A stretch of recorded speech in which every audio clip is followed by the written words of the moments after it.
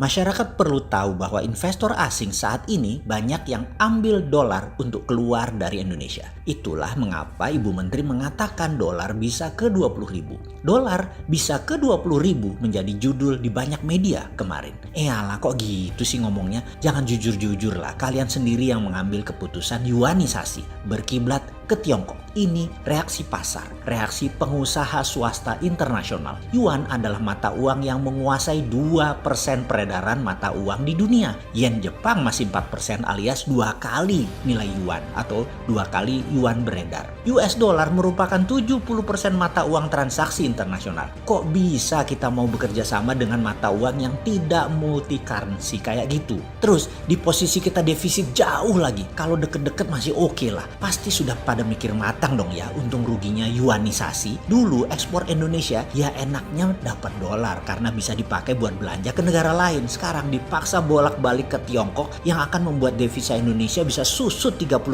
loh. Jadi Indonesia kayak jadi provinsinya Tiongkok. Dipaksa muter-muter di dalam negeri dalam tanda petik atau menjadi bagian dari konsumsi domestik yuan. Asli, saya masih bertanya, kok takluk sih kalian sama yuan? Kemudian pasar internasional bereaksi. Sekarang pada ambil-ambilin dolar dibawa balik ke induknya, keluar dari Indonesia. Nanti begitu perlu dolar di Indonesia, ya terang aja dolar langka, bisa jadi 20.000 deh. Itulah alasan mengapa rupiah bisa 20.000. Tapi kok mau sih kemarin kerjasama dengan yuan rupiah tadi? Ada yang neken ya kalian? Ada yang maksa? Kok bisa kalah? Atau nggak nyampe ilmunya? Atau juga mungkin pejabat di pemerintahan mereka hanya concern atau memandang dari jangka pendek saja. Ada CAD atau current account deficit, lalu bagaimana dengan cepat mengatasinya? Dan yang paling cepat adalah masukkan devisa dari Tiongkok dalam yuan. Karena mungkin tidak mengerti geopolitik, jadi tidak sadar kalau dalam yuan akan berakibat negatif karena konversi yuan ke dolar tidak selancar seperti sebelum perang dagang.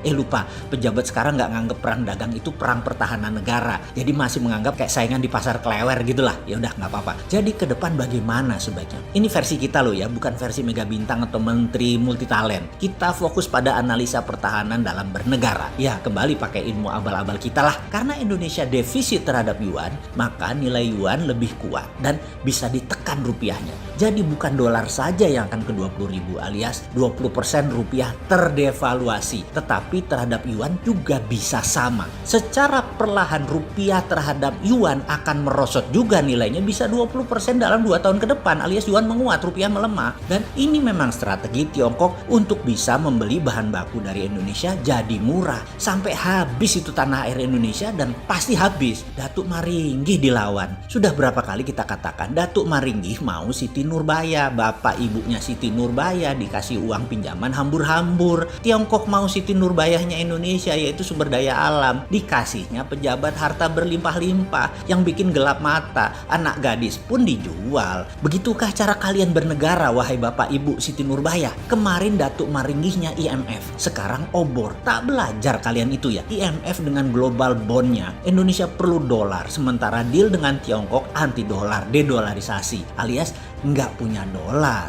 Dengan dolar kita mati, dengan yuan kita mati. Datuk Maringgih 1 saja sudah hilang Siti Nurbaya. Apalagi Datuk Maringgihnya 2, matilah awak. Begini kita selesaikan. Oke, lewat ya. Kita lanjut. Begini cara kita menyelesaikan. Saya tahu ini masalah dibuat oleh orang lain. Tapi kita adalah punya cara cerdas bernegara. Kita selesaikan. Walau kita kritis, tetap kita solutif. Setuju ya? Kemarin SWF sudah akan kalian mainkan. Oke? Setuju ya? Ini model mana yang kalian mainkan? Jangan-jangan supaya bikin Sontoloyo ini senang lalu mengatakan akan menjalankan SWF. Di mana SWF tadi kalau kita tanya model MMT atau model hutang. Kenapa kita pertanyakan? Karena dalam berita ditulis SWF Sovereign Wealth Fund dalam tanda kurung lembaga kelola investasi. Ini apaan sih kalian? SWF kok lembaga? Ilmu dari mana ini? Ini kita bicara jenis batu yang sama kan? Berlian kan? Atau kalian bacanya akik?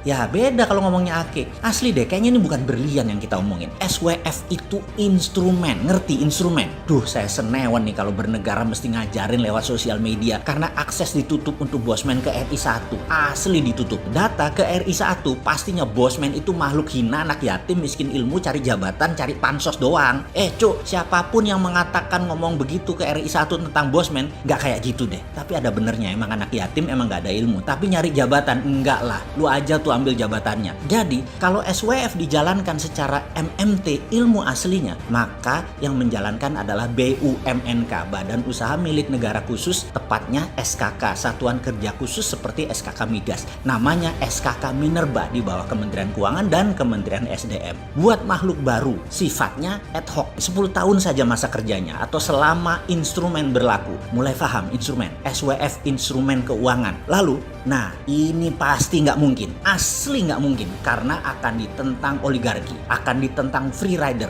dan para orang di sekitar istana yang makan dari hasil bumi tambang pasti ditentang, karena hal ini akan tabrakan dengan undang-undang Minerba. Semua tambang, SDA, sumber daya alam adalah milik negara. Perusahaan yang saat ini yang menguasai lahan tersebut hanya pengelola. Nanti mereka akan dibayar per output produk sesuai ongkos produksi plus cost of fund plus margin usaha. Semua output produk jadi milik negara. Mampus tuh semua asing-asing dan oligarki. Itu pengusaha Tiongkok di Sulawesi Tenggara, di Kalimantan, bule-bule Tiongkok cabut balik kandang. Perusahaannya tidak boleh memiliki lahan lagi, hanya pengelola tambang. Nggak ada yang namanya ambil saham 51% ala-ala Freeport. Ngapain bayar? Biar aja 100% mereka yang punya Freeport, tetapi produknya 100% punya Indonesia, dan mereka dibayar bukan pakai harga komoditas, tapi pakai biaya ongkos produksi. Ambiar itu semua pengusaha tambang asing di Nusantara. Kalian sekali lagi dibayar pakai ongkos produksi, bukan dibayar pakai harga komoditas. Ngerti? Dan pejabat harus ngerti apa itu SWF.